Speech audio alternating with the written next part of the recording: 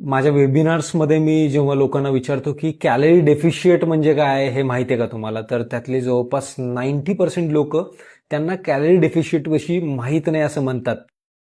तर तेव्हाच मला कळतं की लोकांना आपण खूप जास्त डिटेलमध्ये आजकाल सायन्स शिकवतोय सगळेजण, म्हणजे बरेचसे इन्फ्लुएन्सर्स इन्क्लुडिंग मी, की बरंच डिटेलमध्ये जाऊन शिकवायला लागतो. मात्र बेसिक जे सायन्स आहे, वेट लॉस असेल किंवा वेट गेन म्हणजे मसल गेन असेल किंवा मेंटेनन्स असेल, तर त्याच्यासाठीचं बेसिक सायन्स कुठेतरी मिसिंग आहे आणि ते मॅक्झिमम लोकांपर्यंत ते सायन्स पोहोचवणं गरजेचं आहे. म्हणूनच मी आता ठरवलंय की पुढचे काही व्हिडिओज वेट लॉस असेल किंवा मसल गेन असेल याच्या बेसिक सायन्स, डाएट आणि एक्झरसाइज या बेसिक सायन्स विषयी मी बोलणार आहे.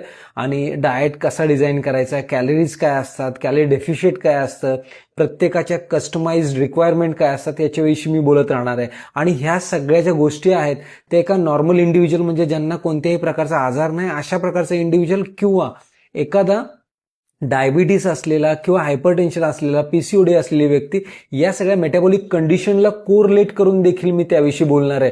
त्यामुळेच पुढचे काही व्हिडिओज ते तुम्ही सगळेजण ऐकत राहाल.